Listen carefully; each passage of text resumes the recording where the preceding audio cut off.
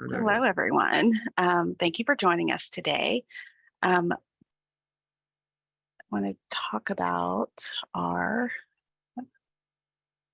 there we go. So we're going to start with some introductions and then give an overview of the Communicate Your Research series. We're going to talk about some of the things you might want to keep in mind as you're talking about or writing about your research in different contexts. You also get a chance to practice describing your research in different scenarios. And then finally, we'll discuss some resources that are available on campus to help you in these endeavors. So first of all, my name is Sheila Kraft Morgan. I'm the Research Impact Librarian at University Libraries. And then Caroline and Emily, would you introduce yourselves?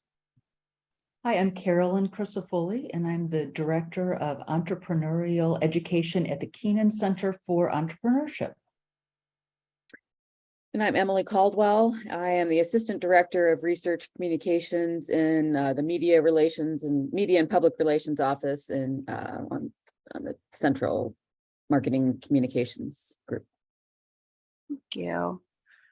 And then, so in our audience, would you please type into the chat if you are students, faculty, staff, postdocs, and where you are in the university, department, or college.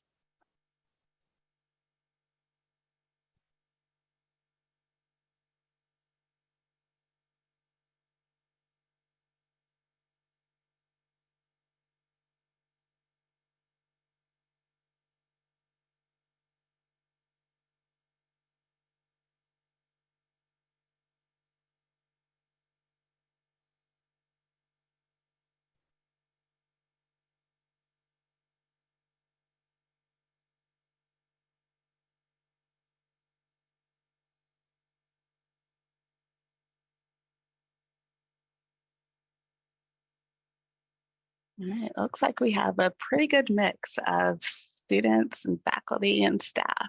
So welcome everyone from a lot of different departments all across the university.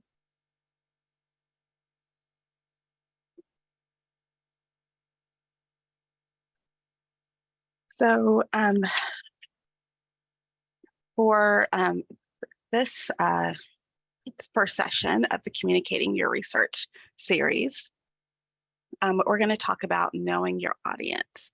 We will discuss the importance of modifying your research pitch for different audiences, including disciplinary colleagues, interdisciplinary colleagues, the general public, funders, investors, entrepreneurs, and community partners. But for the overall session, overall series, we're going to provide tips and techniques to talk about your research, which will increase the visibility of your scholarly reputation and impact and influence of your work. And our next session will be writing for the conversation. And Emily, would you like to give an overview of that session? Yes. So the conversation has existed since 2014, and it's a web publication. It's an independent nonprofit publisher of commentary and analysis, and basically all the authors are academics across the country, and journalists run this site. It's not run by communications staff at universities or anything like that, but we at Ohio State support faculty who write for it. So they publish short articles between 500 to 1,000 words on a variety of topics, timely topics, ideally something related to a world event, something going on in the news. So since we've started being involved, we've had 184 faculty write 362 articles for the conversation. And in total, they've been viewed 14 million times. So it's a really nice place to get exposure for your work, and it enables taking a stand or arguing an opinion. And often these articles are republished in the Washington Post, the U.S. News, and World Report, CNN. So in this next event in November, we're going to have two staff members from the conversation talking about what they want you to do to pitch, they want to hear from you about research you'd like to pitch. One's an editor, her name's Vivian Lamb, and then Michelle McAdams, who's a university relationships manager. And we work a lot with both of them on staying up to date on how they operate. And so if you go to the Research Commons website, there's a place to register for that event. It's November 17th at 3 or 4 p.m. Sorry. Right, 3 p.m. Sorry, thank you. Thanks, Emily. So, and then December, we're going to be talking about communicating across disciplines. And so it's going to be a panel discussion about some of the challenges of talking about your research with colleagues outside of your discipline. For example, you'll learn from others about joining an interdisciplinary team and what it took to get there. And then in February, we're going to be talking about pitching your research for investors. And then in March or April, we'll talk about focusing on the humanities, arts and humanities, and creative ways you can publicize your research. So what are some of the different types of audiences that you think that you would be talking about your research with? Who would you be writing for? You can type that into the chat.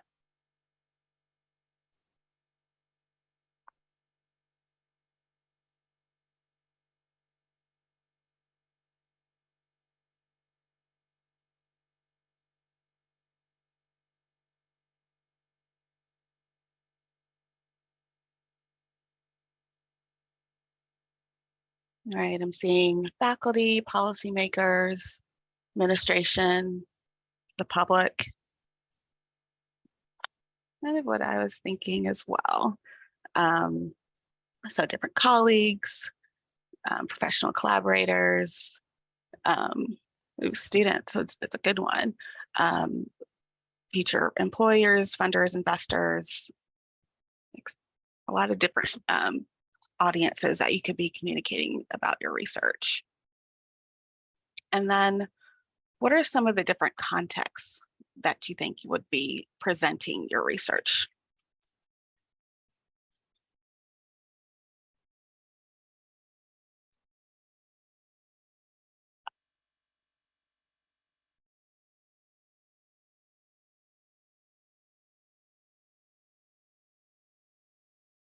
I'm seeing conferences, committee meetings, podcasts, good one. Social media, media interviews.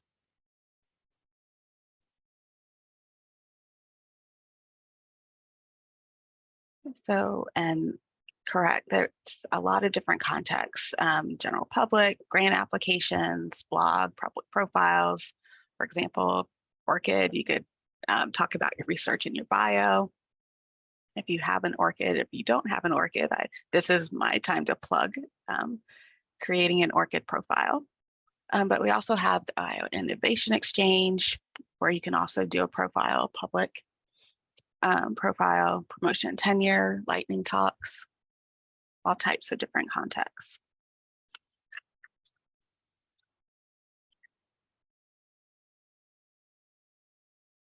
So some of the key questions to think about: what's your goal?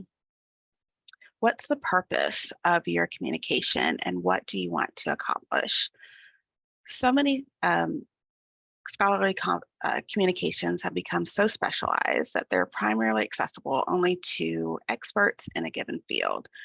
Scholars working in other fields or non-experts or the general public alike can find typical scholarly communication products such as research articles, grant applications, difficult to understand. And to reach non-expert audiences in any field, scholars must be able to communicate in a variety of settings, media, and to a variety of audiences.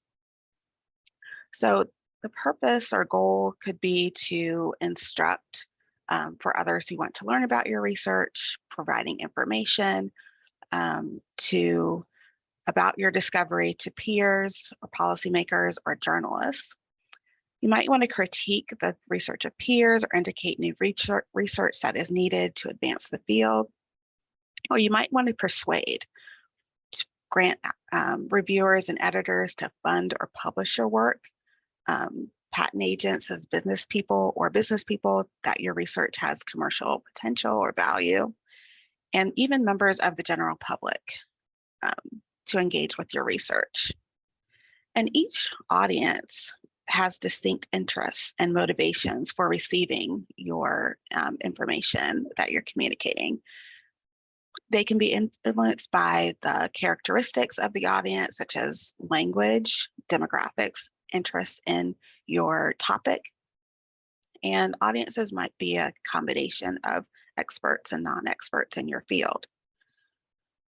And so who is your research and what do they care about is another question to think about as you're putting together your information about your research that you want to convey. And then what's the best way to convey your message? Will the communication be oral, visual, written, or some combination? The format and the forum for your research ties back to your goal. So it's important to select a format that fits with your goals while allowing the audience to engage with your research.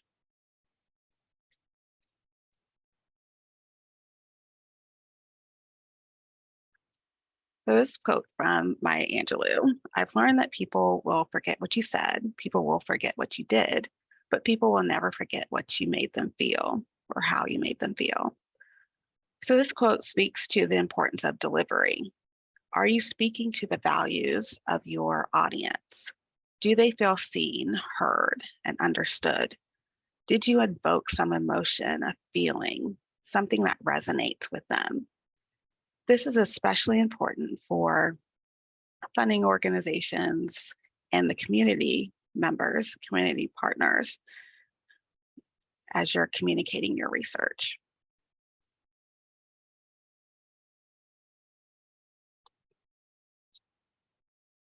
So here are 3 ways of organizing the information that you will be conveying about your research. So number 1, the rule of 3. So this is kind of technique that you can use in a presentation where 1, you tell them what they're gonna tell them, what you're gonna tell them, and then tell them what you told them. So kind of organizing in that way. But it could also be 3 main points or 3 solid examples. Another way to communicate your research is by storytelling. Communicate the significance of your research by telling a story about the impact it can have on the world. The story emerges from the relationship between the research question and the novel way that you've done your research, either the method or the technique that you created your research from. But then also there's another way, it's called the inverted pyramid.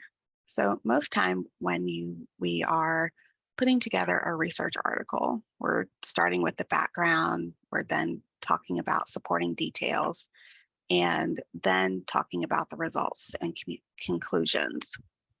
But instead of starting with the background, data, and details, maybe start with how your bottom line, the conclusions. What did you find? What was important about the research? And what are the implications? So these are 3 different ways that you could talk about your research.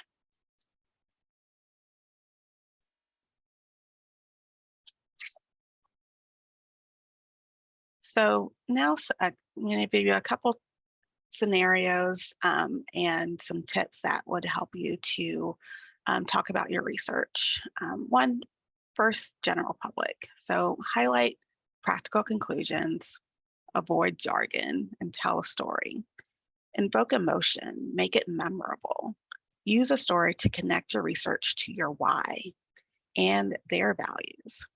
How does this affect their life in a positive way? For potential collaborators, talk about your overall conclusions of your work. Where does your research fit into the field? These are your people. You want to talk about your methods and details that make your work unique, but also you want to talk about what you want to do next and how would the methods, theories, and other aspects of their field would help you to get there. What are those possible synergies?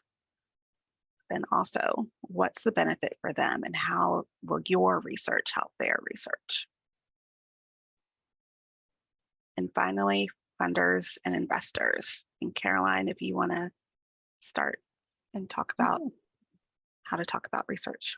Sure. Thanks, Sheila, and thanks for having me here today. For investors, it's a unique audience, but it really ties in all of the messages that Sheila has spoken to up to this point.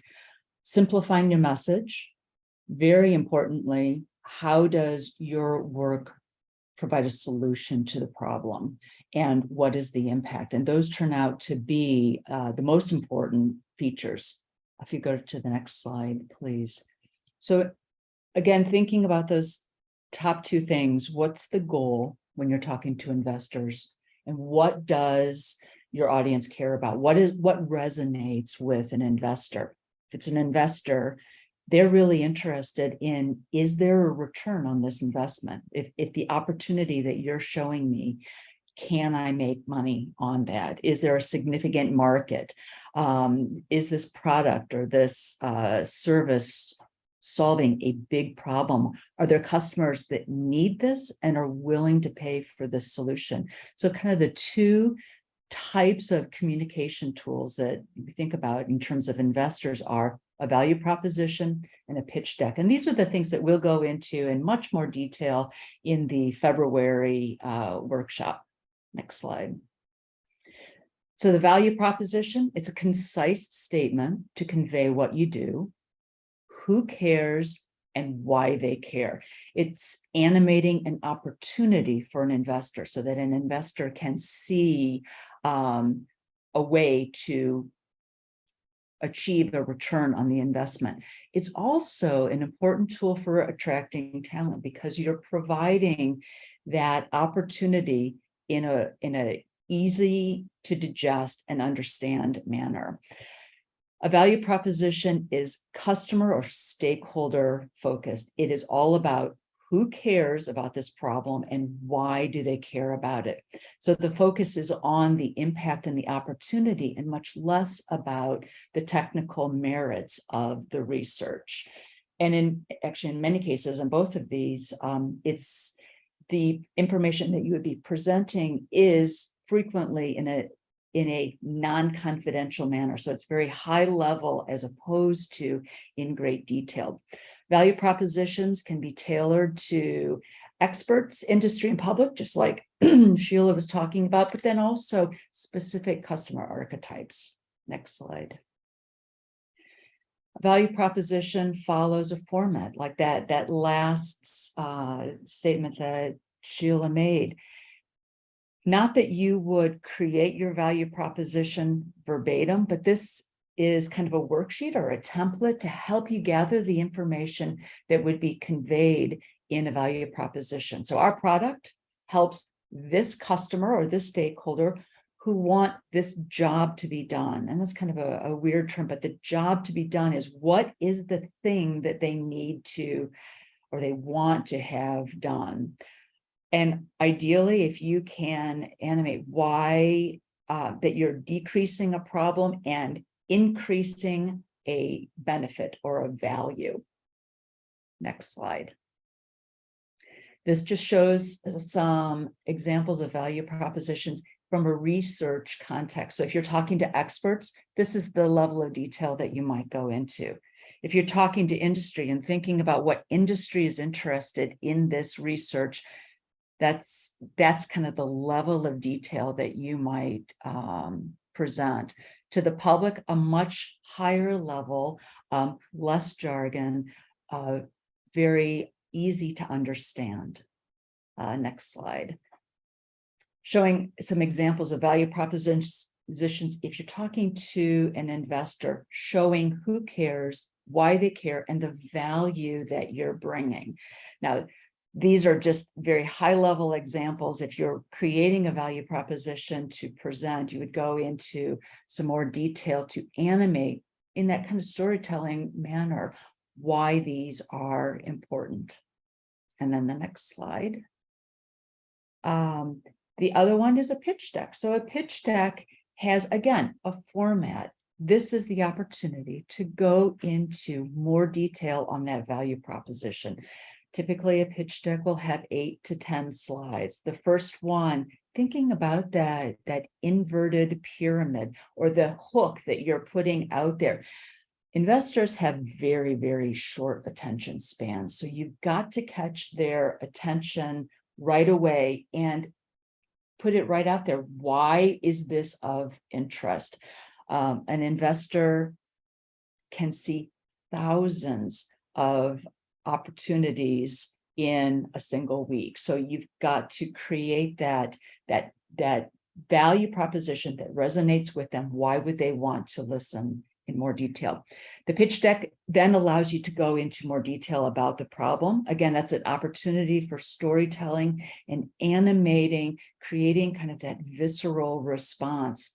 The solution, your unique approach to how you are going to solve this. Customer discovery and the traction that you're gaining. What have you done so far? And what are your customers, potential customers saying why they need this? Talking about market size and opportunity. Competitive analysis and advantage is talking about why your research, why your solution is better than anything else that's out on the market. Then animating the go-to-market strategy, how you envision getting into the market. And then the final one there is animating your team, how you plan to execute on the plan that you've put forward. And that's analogous to what you see when you put in a big grant proposal. You're animating the strength and the capabilities that come with the team that you're bringing. So analogous to things that you're used to. But again, thinking about what an investor wants, they want to know essentially what's in it for them, who cares, and why do they care? Thanks. Thanks, Carolyn. That was great. So Emily, would you like to talk about how you develop press releases for faculty research? Yeah, thank you. So our office, as I said, I'm in the Central Marketing and Communications office. I see some of my colleagues on here from units, colleges, institutes. So we write press releases, at least in my office, we write press releases about mostly peer-reviewed and completed research published in a journal, but we also cover some conference presentations and do feature stories and profiles. So we scan journals looking for ideas. There are 3 of us in this office, and we have relationships with faculty who have, will let us know when a paper is coming up that they think might be of interest. And basically, everything Carolyn said about appealing to the public is what we are trying to do, conveying to readers and consumers of news and information, how something research completed at Ohio State is making life better, is making processes better, is making products better. That's generally what we're looking for. We occasionally also will cover a more technical finding if it's just a huge scientific finding that peers care about too. So but ultimately we're promoting Ohio State through the research, and the process is, we look for stories, and we'll interview you about your research, and that's a good practice. It's very informal in terms of what we're looking for, and it's the practical way to maybe practice talking about your research. We write a story in news style, not academic style, the inverted pyramid, and you are able to review it before we release it to media and put it on our our own website. And, we like to seek media attention, but we're also, there are fewer and fewer options for coverage. So we also try to generate as many, views of internal websites and that to get the word out that way as well. We don't typically write about grants unless it's really big money or really big impact, but not a huge dollar amount. And there are times when, as I said, at several units, almost every college, the medical center, the agricultural area, departments, and the whole college all have communicators as well who write about research and other topics. And so sometimes if we can't do one, a unit communicator will write a press release and we'll amplify it through social media or and sometimes media will come directly to faculty looking for expertise, and we can facilitate that as well. So in our office there are 3 writers. I cover the life and health sciences. Our leader Jeff Grabmeier covers the social sciences, law, business, and then our third colleague Tatiana Woodall covers the physical sciences, engineering, and technology. So we try to cover the whole campus, but it can be tricky because there are so many of you. I think that is all the points I wanted to make, but if there's time for questions, I'd be happy to answer them. Thanks. Thanks, Emily. All right, so before we go into breakout groups so that you have time to practice what we've suggested, want to take time for questions. Are there any questions before we do our breakout rooms? And if you would like to unmute yourself or put your question in chat.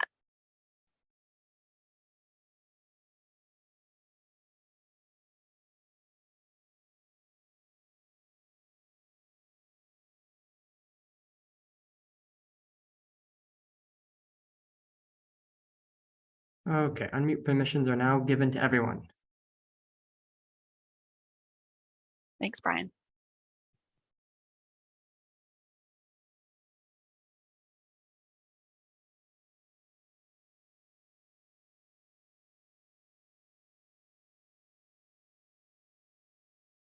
All right, we'll have time for questions later as well.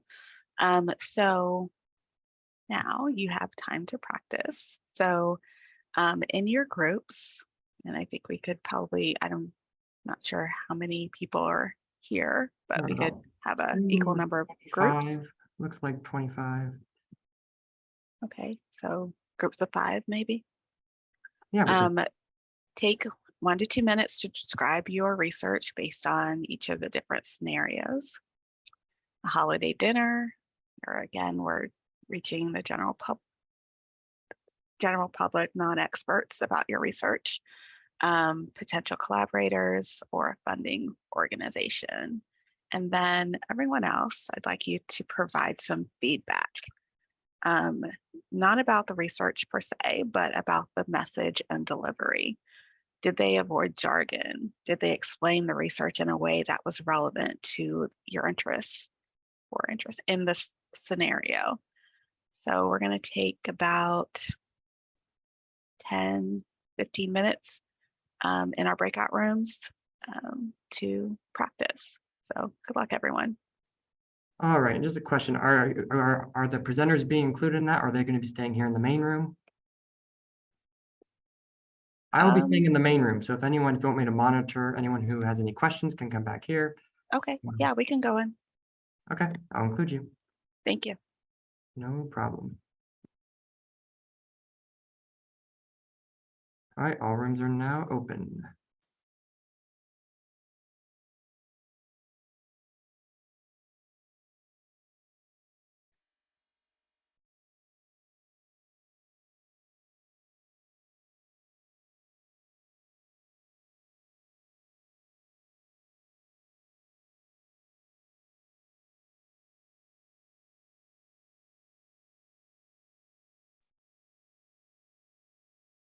Mariana, if you have any problems joining the room, just let me know. Otherwise, I'll just be right here. So if you have any other questions, just chime in.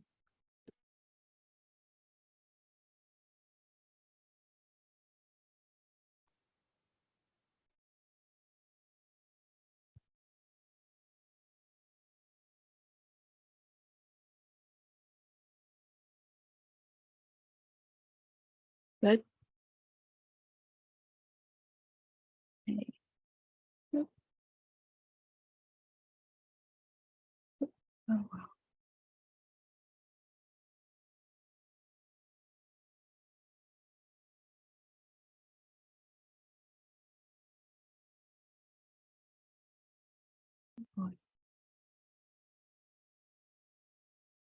Okay, so we're going to talk about some resources. I hope everyone had a good experience in the breakout rooms, practicing talking about your research. So university libraries has a lot of resources that could be useful in talking about research, including me as the research impact librarian. That's kind of my wheelhouse. I could talk through talking about your research, collecting information and data about research metrics, and developing public profiles, including ORCID. And there are other experts in the Research Commons, data literacy and data visualization librarian, data management librarian, our GIS librarian, and our digital humanities librarian. So please reach out to us if you have any questions. The graduate school would have information about interview prep or 3-minute thesis for graduate students, career services and all of the different colleges, plus alumni association. The Ohio Innovation Exchange is a place where you can develop a public profile, and the staff there would be able to help you with that. And I'm sure any of us who are also on the screen, our presenters, would be able to open for questions as well. So that concludes our presentation today. Thank you for joining us. And remember to join us for our next session, Gaining Visibility for Your Research Through the Conversation, on November 17th. Are there any questions before we conclude? All right, thank you so much for joining us, and have a great day. And I can't believe I forgot to say happy Halloween, but happy Halloween, everyone. All right, bye.